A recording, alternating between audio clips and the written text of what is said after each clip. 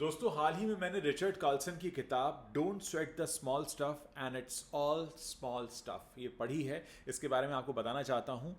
ये एक प्रेरणादायक और व्यावहारिक गाइड है जो तनाव मुक्त और सुखी जीवन जीने के लिए छोटे छोटे सुझाव आपको बताती है। इसका मूल मंत्र है कि हम अपनी रोज़मर्रा की ज़िंदगी में छोटी छोटी बातों को जो ज़्यादा इंपॉर्टेंस दे देते हैं, तनाव बढ़ा लेते हैं, जबकि उनका असर जो होता है उतना बड़ा नहीं होता। इस किताब में 100 छोटे छोटे चैप्टर्स हैं जो बहुत सरल हैं और बड़ी प्रभावी आपको सलाह देते हैं।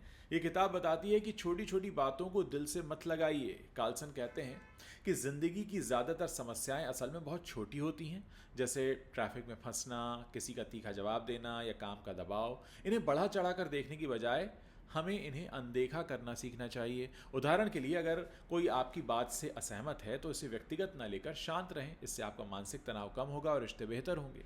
वर्तमान में जीना बहुत ज़रूरी है। किताब जोर देती है कि हम अक्सर अतीत की गलतियों या भविष्य की चिंताओं में उलझे रहते हैं, जिससे वर्तमान का आनंद हम ले ही नहीं पाते। कार्लसन जिसके लेखक हैं सुझाते हैं कि माइंडफुलनेस के जरिए हम हर पल को पूरी तरह जी सकते हैं। जैसे खाना खाते वक्त आप सिर्फ खाने का स्वाद लीजिए, ना कि ऑफिस की टेंशन लीजिए। ये अभ्यास हमें खुशी और शांति दे सकता है। दूसरों के प्रति दयालु बनना भी बेहद ज़रूरी है। कार्लसन कहते हैं कि दयालुता यानी काइंडनेस न केवल दूसरों को खुशी देती है बल्कि हमें भी तो संतुष्टि देती है। छोटे छोटे काम जैसे किसी की तारीफ करना, धन्यवाद कहना या किसी की मदद करना हमारे और दूसरों के बीच सकारात्मकता को बढ़ाते हैं, पॉजिटिविटी को बढ़ाते हैं। वो कहते हैं कि दूसरों की गलतियों को माफ़ करना और उनकी अच्छाइयों पर ध्यान देना हमें तनाव से मुक्त करता है। अपनी अप्रोच बदलिए। किताब का एक महत्वपूर्ण संदेश ये भी है कि हमारी समस्याएं जितनी बड़ी होती नहीं है जितना हम उन्हें असल में बना लेते हैं। कार्लसन सलाह देते हैं कि किसी भी परेशानी को आप बहुत व्यापक दृष्टिकोण से देखिए। उदाहरण के लिए अगर आपकी नौकरी में दिक्कत है तो आप सोचें कि पूरी ज़िंदगी का एक छोटा सा हिस्सा है। इससे आपका तनाव कम होगा और आप बेहतर निर्णय ले पाएंगे। यानी अपनी सोच को बदलिए। वो ये भी कहते हैं कार्लसन कि खुद के लिए समय निकालना बहुत ज़रूरी है। कार्लसन आत्म देखभाल पर जोर देते हैं। वो कहते हैं कि रोज़ाना कुछ समय अपने लिए निकालिए जिसमें आप ध्यान करें, व्यायाम करें, अपनी पसंद का काम करें, किताब भी पढ़ सकते हैं। आपको तरोताज़ा रखता है और तनाव से निपटने की शक्ति देता है। साथ ही वो सुझाते हैं कि हर दिन कुछ नया सीखिए और अपने लक्ष्यों की ओर छोटे छोटे कदम बढ़ाते रहिए।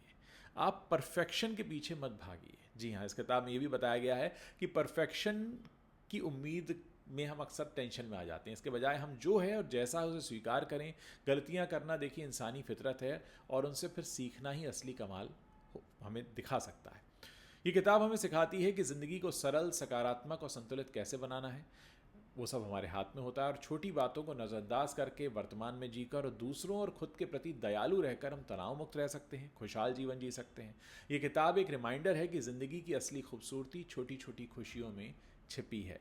तो मैं चाहूँगा कि हमारे दर्शक भी इसको लेकर पढ़ें। आप अगर ऑडियो बुक्स सुनते हैं तो वहाँ सुन सकते हैं। हर जगह अवेलेबल है। बहुत पॉपुलर किताब है। कोई मैं पहला व्यक्ति नहीं उसको पढ़ने वाला। इसकी 25 मिलियन से ज़्यादा कॉपीज़ बिक चुकी हैं, लेकिन मुझे काफ़ी अच्छी लगी। और सबसे बड़ी बात यह कि अगर आपके पास टाइम कम है तो आप इसके एक एक चैप्टर करके पढ़ सकते हैं। 100 चैप्टर हैं। कुछ चैप्टर तो एक पेज के हैं, लेकिन वो जो एक पेज है ना वो आपके साथ रह जाता है।